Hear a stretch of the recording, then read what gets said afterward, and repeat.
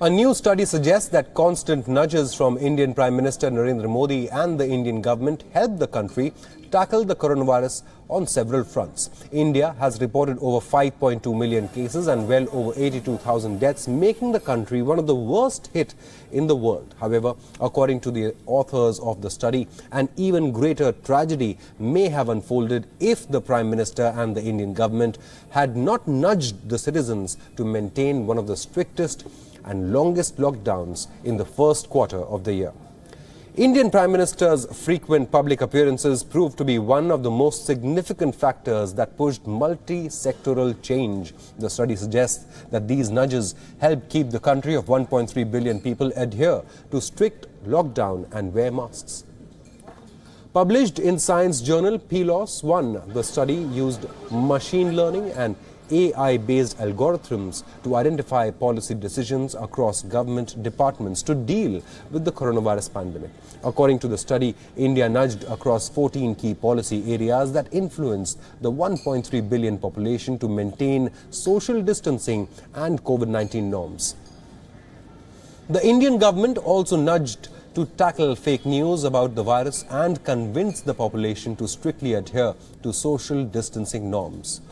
One of the first nudges came around January when the government focused on evaluating the risk of incoming passengers travelling from China and overseas. The government began surveillance in international airports, and the researchers believe that benefits of the nudge campaign are still being felt despite a record surge in cases.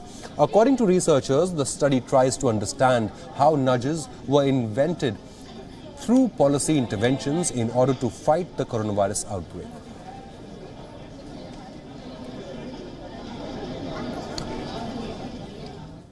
We spoke to one of the authors of the study, Dr. Ronita Bardhan, who's a lecturer and a fellow at Selwyn College. Listen.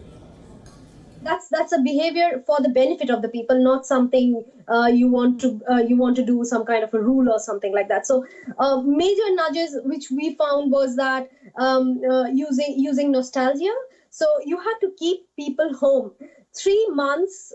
Keeping people home is not a matter of joke. It's a 1.3 billion population with a diverse socioeconomic status. So you have to make sure, but within that, you have to buy time, to make sure the hind infrastructure being operational. We have to make sure all our food supply chains are operational.